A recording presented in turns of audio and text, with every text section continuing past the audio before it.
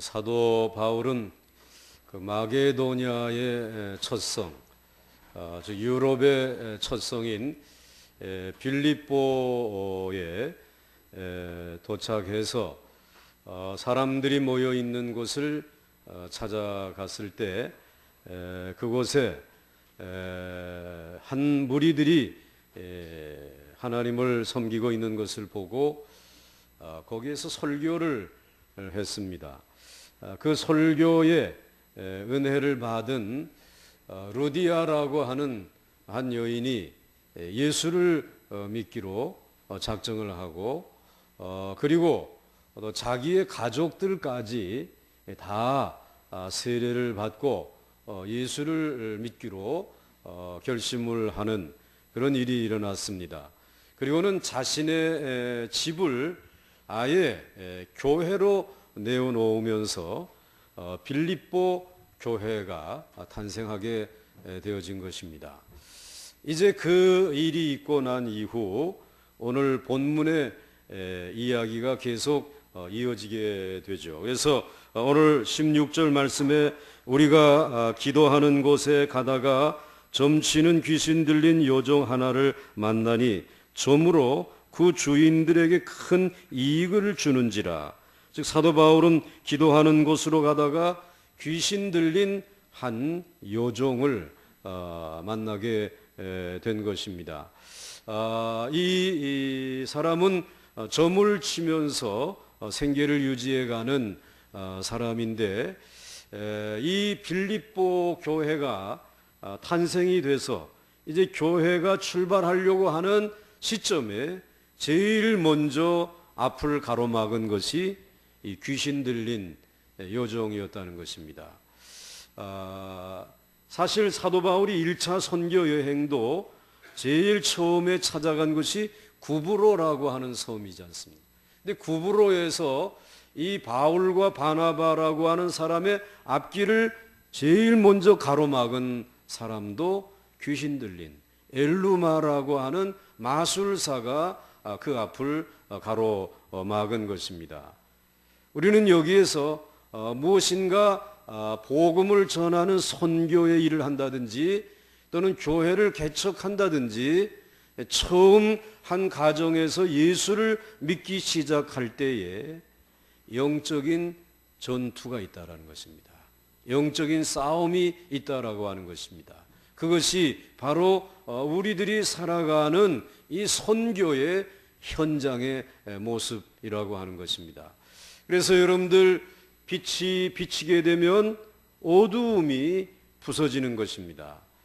그래서 이와 같이 평소에는 그냥 하나의 반짝이는 돌인 줄 알지만은 그러나 그 돌을 들추어 내게 되면 그 빛이 비추어지게 되면 돌 아래에 있던 그 많은 벌레들이 야단을 치면서 움직이면서 도망도 가고 꿈틀거리기도 하지 않습니까?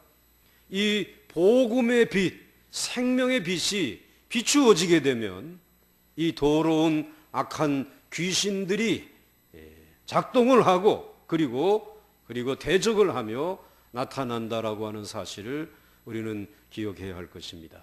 그래서 오늘 이와 같이 이 빌립보라고 하는 곳에 복음의 빛이 비추어질 때에 제일 먼저 등장한 이 여인, 바로 이 여인은 어떠한 여인인지 사도 바울은 먼저 소개하고 있습니다. 그래서 여러분들 오늘 제일 먼저 이 어두움에 눌려있던 귀신 들린 여자는 어떠한 사람인가? 16절에 점치는 귀신 들린 요종이라고 하였습니다. 이 말을 들으면서 우리는 마음 아파야 합니다. 그래도 여인이라고 하게 되면은 그 여인을 소개할 때에 뭐 아름답다든지 또는 나이가 몇 살이나 됐다든지 아니면은 어디에 살고 있는 여인이다 이렇게 소개해야 되어지는데 그리하지 아니하고 점치는 귀신 들린 요종이다 이렇게 소개하고 있습니다. 자, 가슴 아픈 일입니다. 오늘 여기에 제일 먼저 이 여인은 귀신 들린 사람, 귀신 들렸다라고 하는 사실을 소개하고 있습니다. 여러분들 자기의 정신이 아니라는 것입니다. 자기의 정신은 빠져나가고 지금 귀신이 들린 제정신이 아닌 사람이라는 것입니다. 제정신이 아니다 보니까, 귀신 들려 있다 보니까 언제든지 이 사람은 눈이 충혈되어져 있습니다. 잠을 자지 못하니까 귀신이 절대로 편히 잠자게 하지 않습니다. 또 귀신에 들려 있다 보니까 잠만 못 자게 하는 것이 아니라 음식도 먹지 못하도록 하지 않습니까? 그래서 귀신 들린 사람들은 늘 빼빼 말라 있는 것, 아주 말라 있는 모습을 발견할 수 있습니다. 참 흉측합니다. 그리고 이 귀신 들린 사람은 제정신이 아니기 때문에 머리 끝에서부터 발끝까지 다 흐트러져 있습니다. 머리도 그리고 옷매무새도 흐트러져 있는 상황입니다. 그러니 그러한 모습을 하고 있는 이 귀신 들린 자, 불쌍한 사람이죠. 정말 불쌍한 사람입니다. 그 다음에 두 번째로 이 사람은 요종이라고 소개하고 있습니다. 즉 노예라고 하는 말입니다. 주인에게 팔려온 것입니다. 그러니 이 사람은 자유가 없습니다. 주인의 소유물인 것입니다. 그래서 주인이 가라고 하면 가야 하고 오라면 와야 하고, 또 주인이 마음에 들지 아니하게 되면 매를 들어치면 맞아야 하는 것입니다. 그런데 주인에게 왜 때려요? 라고 대들게 되면 이 종인 주제에 무슨 대드느냐라고 하면서 설명도 하지 아니하고 때리는 것입니다. 이유 없이 맞아야 하는, 불이익을 당해야 하는 사람, 정말 불쌍한 그러한 사람입니다. 그리고 또 한 가지는 오늘 이 여자는 점치는 사람이다라고 소개하고 있습니다. 그 점치는 일로서 주인에게 돈벌이를 해주는 도구요 수단입니다. 한번 생각해 보시기 바랍니다. 귀신 들린 자가 할 수 있는 일이 무엇입니까? 아무것도 할 수 있는 일이 없습니다. 그에게 무슨 일을 맡길 수 있겠습니까? 그냥 귀신 들려서 중얼중얼 하는데 그 나오는 말이, 그래서 이 시대를 살아가면서 어떻게 살아가야 할지 두려워하고 그리고 걱정하는 이와 같은 사람들이 와서 그 말에 귀를 기울이고 미래를 얘기해 주는 듯 하니까 그것을 점으로 받고 그리고 감사의 예를 표하면서 그 수익을 가지고 살아가는 사람입니다. 그리고 그 수익도 자기의 것이 되지 못하고 주인이 다 가져가는, 착취당하는 이와 같은 여성입니다. 참으로 불행한 여자이죠. 이 여자는 이렇게 저렇게 주인의 수입을 올려주고 살아가고 있습니다. 그저 자기의 주인의 소유물에 불과한 것입니다. 그가 인격 때문도 아니고 그리고 사람됨 때문도 아니요 용모 때문도 아닙니다.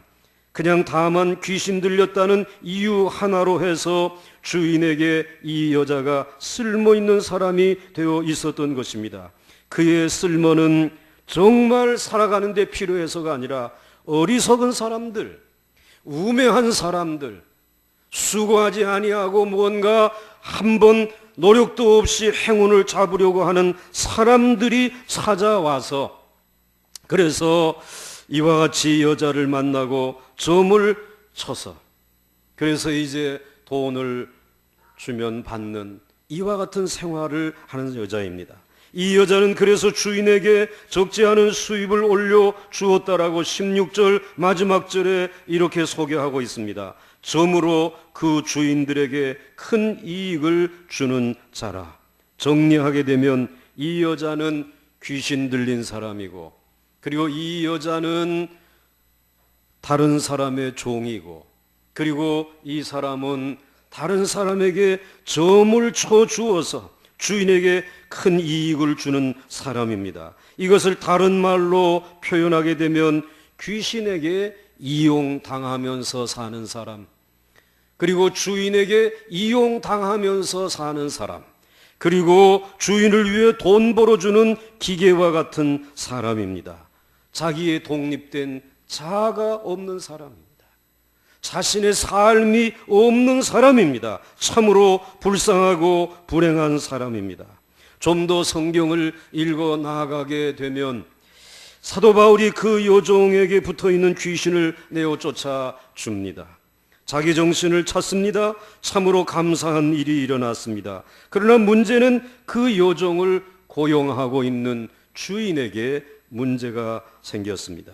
수입이 끊어지게 된 것입니다. 그 주인은 자신의 동원할 수 있는 모든 힘과 권력을 동원해서 이 바울과 실라와 함께 동행하는 사람들을 관과에 고발해서 그리고 그를 정당한 재판도 하지 아니하고 감옥에 가두어 버리는 것입니다. 그렇게 하는 이유는 내 수입이 끊겨졌다라는 것입니다. 그래서 여러분들 19절과 20절 말씀에 이 요종의 주인들은 자기 수익의 소망이 끊어진 것을 보고 바울과 실라를 붙잡아 장터로 관리들에게 끌어갔다가 상관들 앞에 데리고 가서 말하되 이 사람들이 유대인인데 우리 성을 요란하게 하여, 즉 자신들의 수익의 소망이 끊어졌다고 빌립보 성을 소동하게 만든다고 그리고는 상관들에게 고소해가지고 그 바울과 그 일행들을 감옥에 가둔 것입니다. 여러분, 우리는 여기서 인간의 비참한 모습을 보게 됩니다. 이제껏 그 주인은 귀신 들린 요종을 이용해서 돈을 벌었습니다.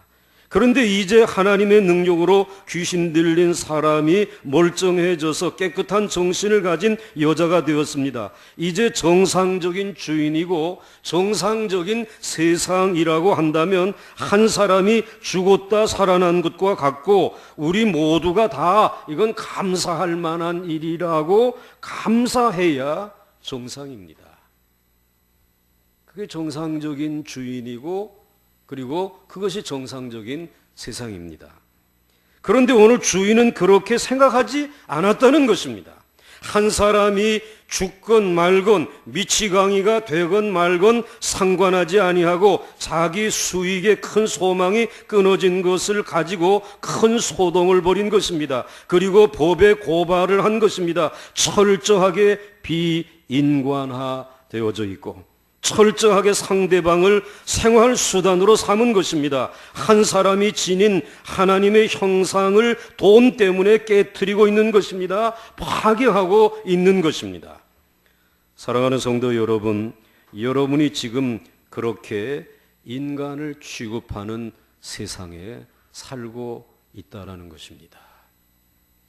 그리고 어떤 사람은 그러한 세상의 피해자로 살고 있습니다. 그리고 또 어떤 사람은 그러한 세상의 가해자로 살고 있습니다. 가차없이 잘라버리는 것이죠. 어느덧 하나님의 형상을 지닌 고귀한 사람이 돈 벌어주는 생산의 도구가 되고 만 것입니다. 수익을 올리는 데 필요하면 계속해서 직장 생활할 수 있습니다. 그러나 수익을 올릴 수 없고 회사에 부담이 되면 냉정하게 내어 쫓는 것입니다. 쫓겨야 하는 것입니다.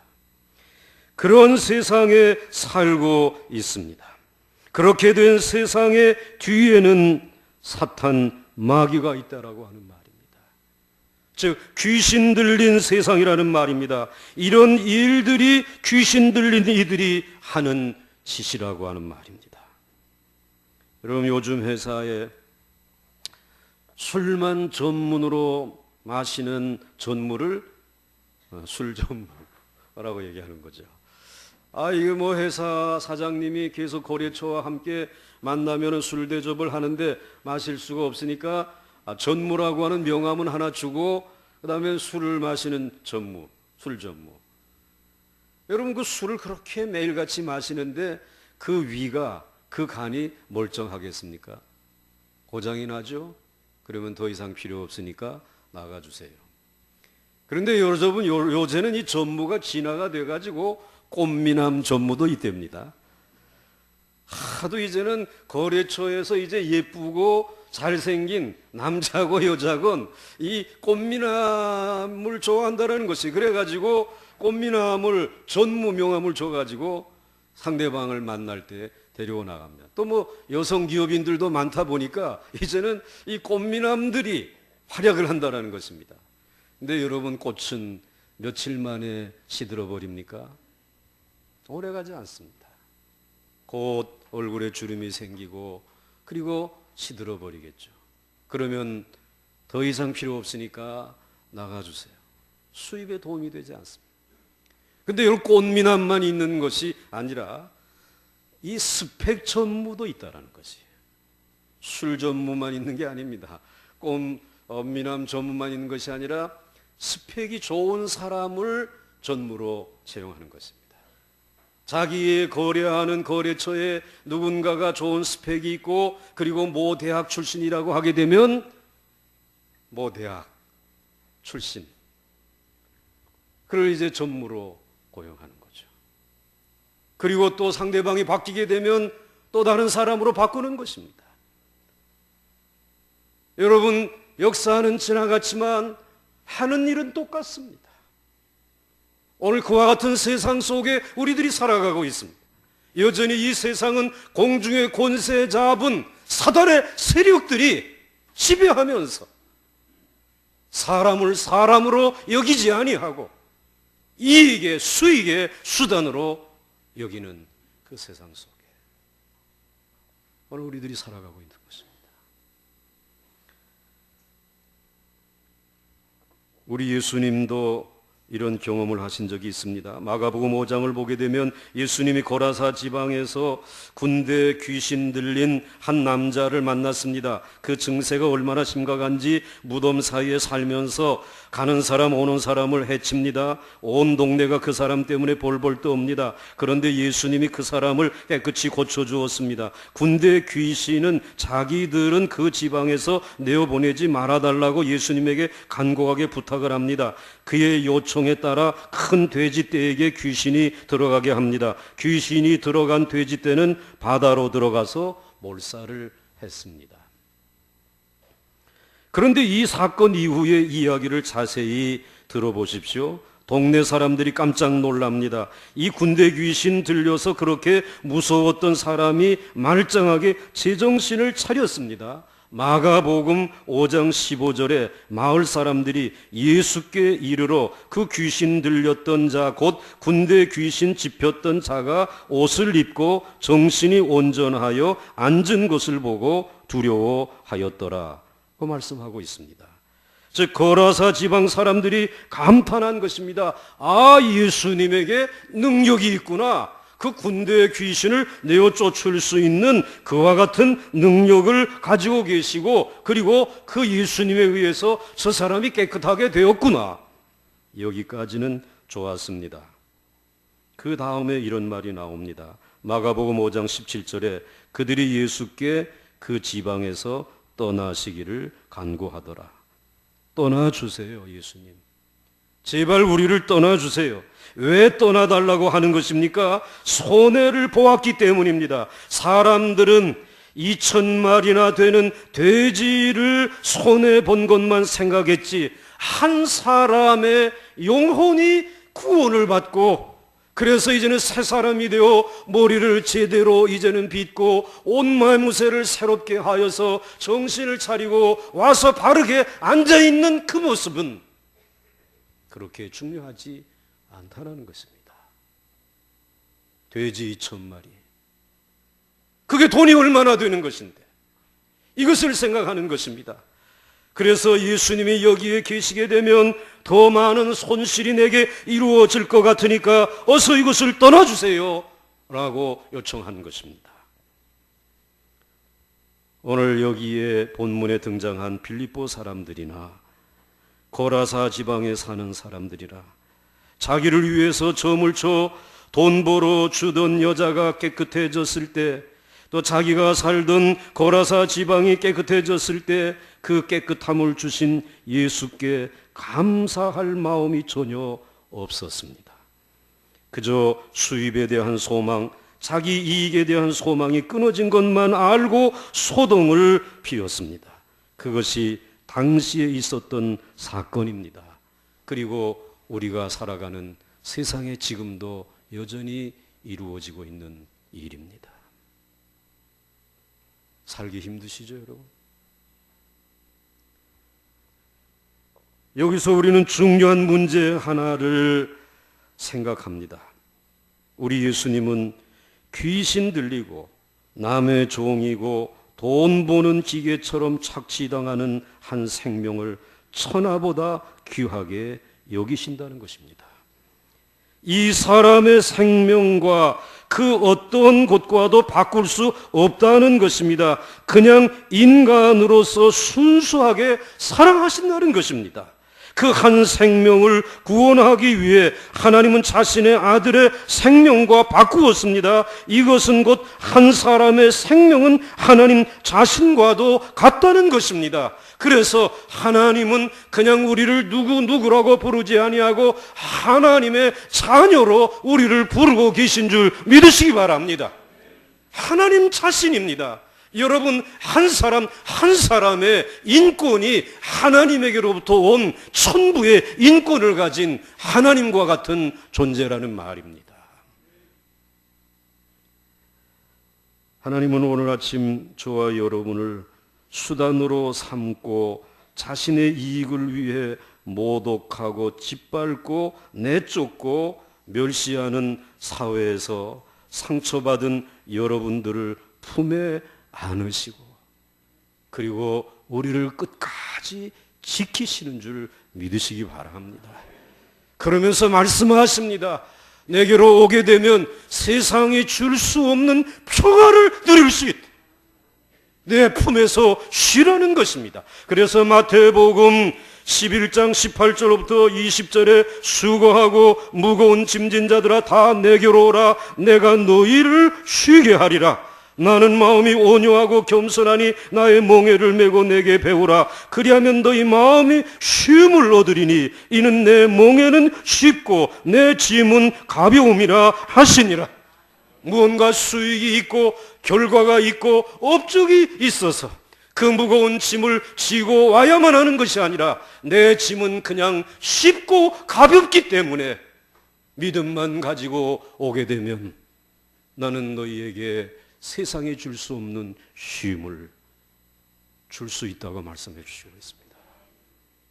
여러분들에게 이러한 쉼이 회복되어질 수 있기를 주의 이름으로 축원합니다. 마태복음 12장 20절에서 주님은 계속 말씀하십니다. 나는 상한 갈대를 꺾지 아니하며 꺼져가는 심지를 끄지 아니하기를 심판하여 이를 때까지 하리니.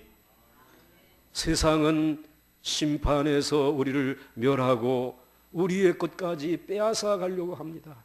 정말 긴장하며 살아가야 하는 것입니다. 그러나 우리 주님이 마지막에 심판에서 이길 때까지 상한 갈대일지라도 내가 꺾지 아니할 것이다. 꺼져가는 심지일지라도 끄지 아니할 것이다. 주님은 그렇게 저와 여러분을 사랑하시는 줄 믿습니다. 이사야 43장 1절에 야곱아 너를 창조하신 여호와께서 지금 말씀하시느니라. 이스라엘아 너를 지으신 이가 말씀하시느니라. 너는 두려워하지 말라. 내가 너를 구속하였고 내가 너를 지명하여 불렀나니 너는 내 것이라. 그리고 4절에 이렇게 말씀하십니다. 내가 내 눈에 보배롭고 존귀하며 내가 너를 사랑하노라. 여러분, 주님에게 보배롭고 존귀한 존재입니다. 주님은 내가 너를 사랑하노라 말씀하십니다. 생사의 기로를 헤매는 어린 소년이 있었습니다. 워낙 심각한 상태였기 때문에 담당 의사는 한두 주를 넘기기 어렵다라고 하는 판단을 내렸습니다. 그런데 교회 대학생 한 명이 며칠 동안 드나들더니 어린 소년이 기적같이 낫기 시작한 것입니다. 놀라운 회복 속도에 궁금해진 담당 의사가 소년에게 갑자기 회복이 빨라지기 시작한 원인이 무엇이냐고 물었습니다. 그러자 소년은 이렇게 대답했습니다.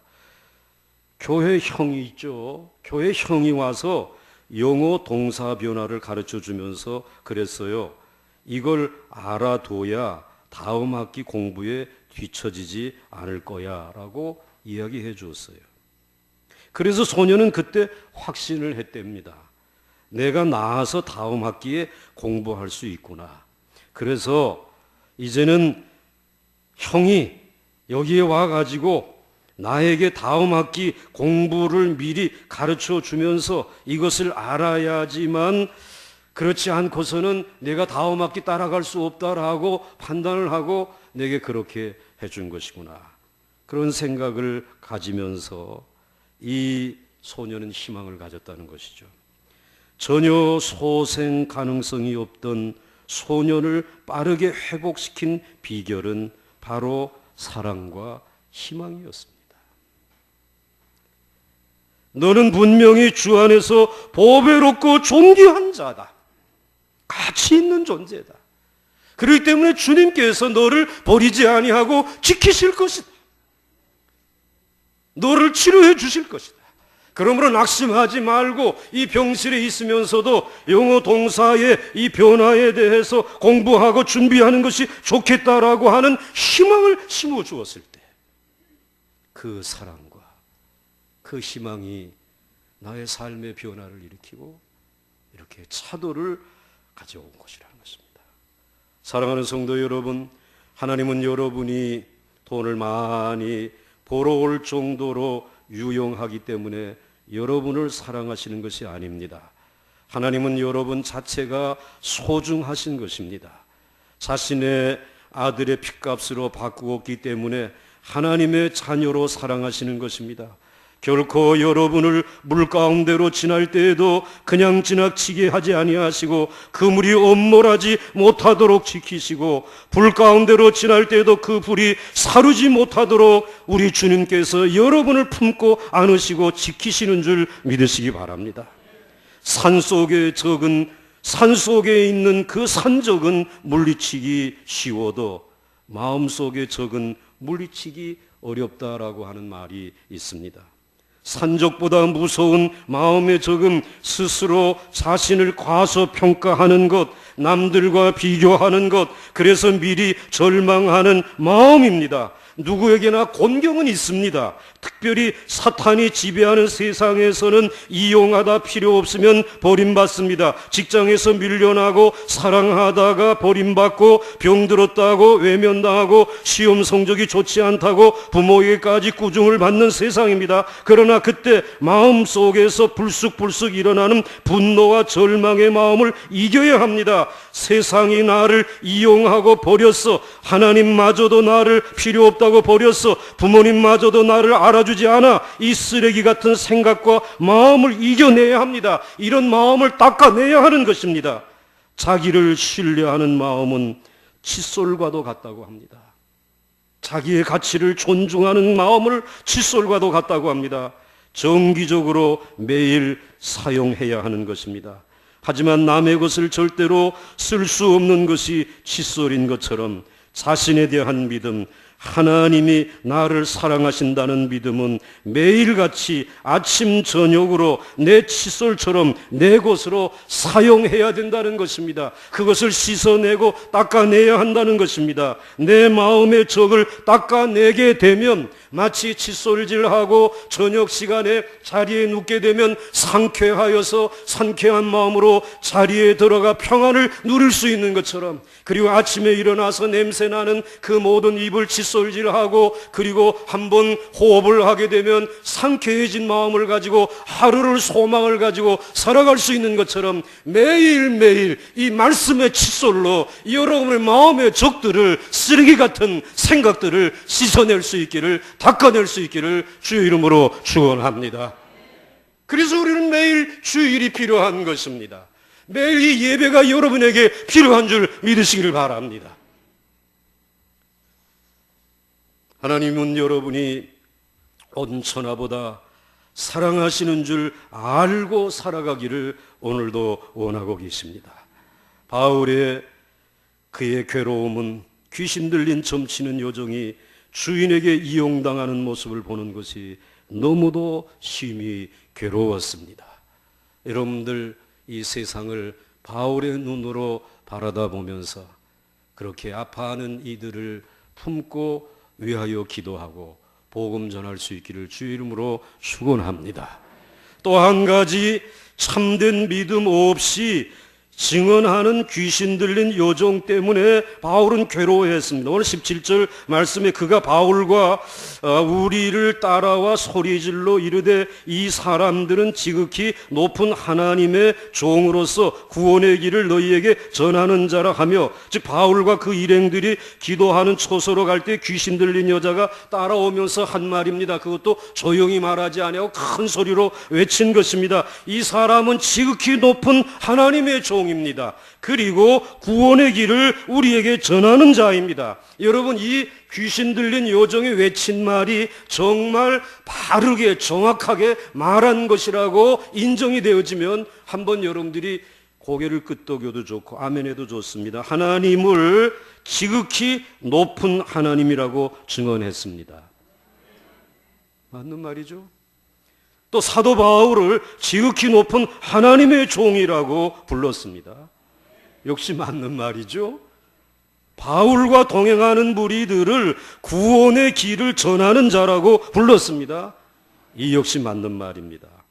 몇 마디 말에 불과하지만 그 내용이 사도 바울을 소개하는데 아주 정확한 것입니다. 그리고 어떻게 보면 바울을 높이고 아주 높이 칭찬하는 말이 되었습니다. 하여튼 귀신 들린 여자가 가장 정확하게 증언했고 사도 바울을 크게 칭찬하며 많은 사람들에게 소개를 했습니다. 참으로 희한한 얘기입니다. 그러나 사도 바울은 이 증언을 듣고 이 칭찬을 듣고 심히 괴로워했다는 것입니다. 오늘 18절 말씀에 이같이 여러 날을 하는지라 바울이 어떻게 하였다고요? 굉장히 많은 분들이 앉아 계신데 왜 이렇게 소리가 작은 거예요? 다 주무시는가 봐요. 바울이 지금 어떻게 했다고요? 심히 괴로워하여 라고 말씀하고 있습니다. 왜 괴로워하였을까?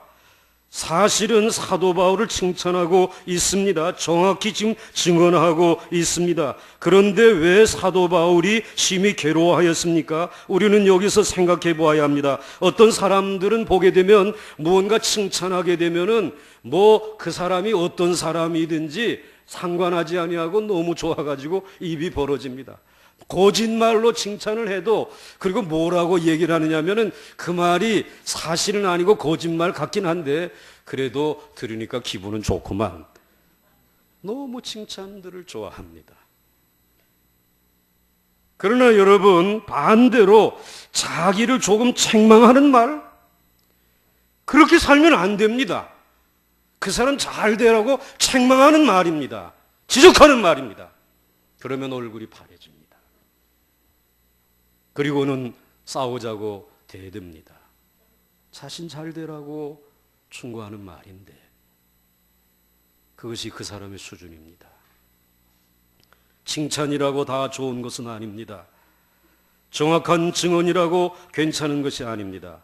지금 누가 칭찬하고 있습니까? 마귀가 칭찬하고 있습니다. 귀신이 지금 칭찬하고 증언하고 있습니다.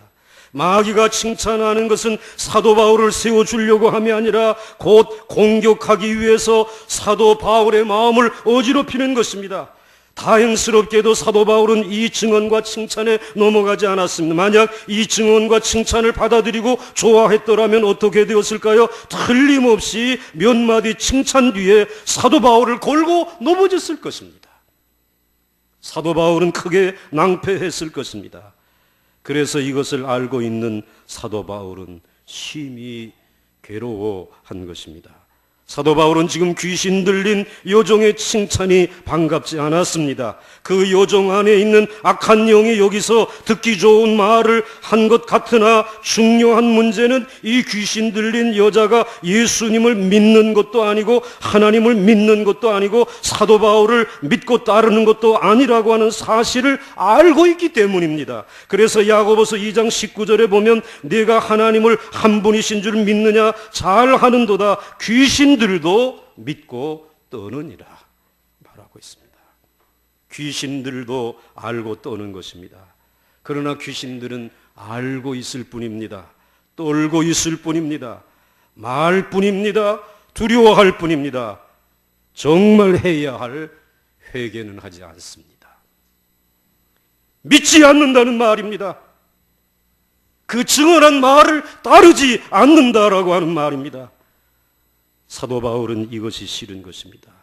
이것이 괴로운 것입니다. 이제 여러분, 우리가 성경을 알고 교리를 압니다. 예수 믿은 지가 얼마나 되었습니까? 그러나 아는 것 가지고는 교인이 되지 않습니다.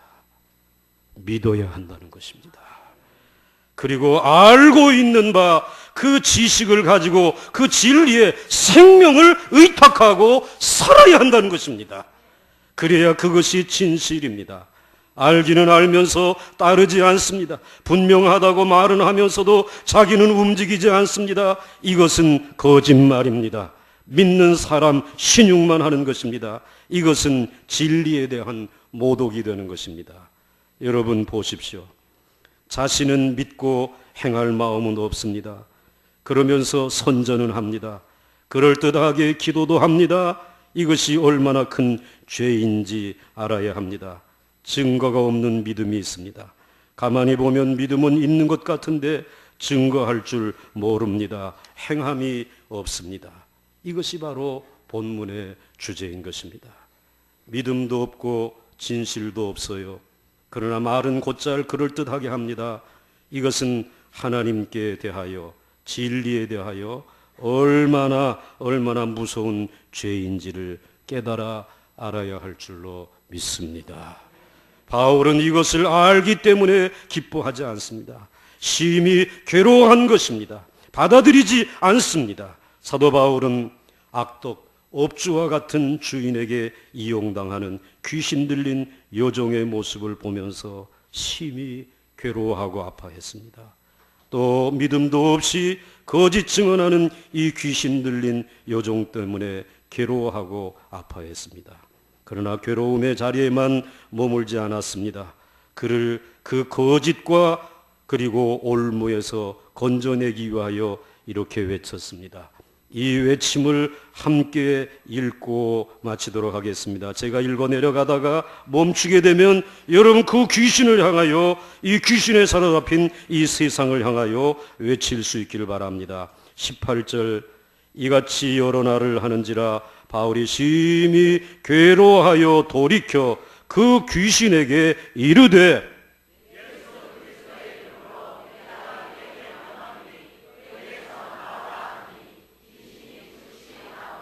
아멘. 예수 그리스도의 이름만이 문제 해결의 답인 줄 믿습니다. 그 이름으로 승리할 수 있기를 주의 이름으로 축원합니다.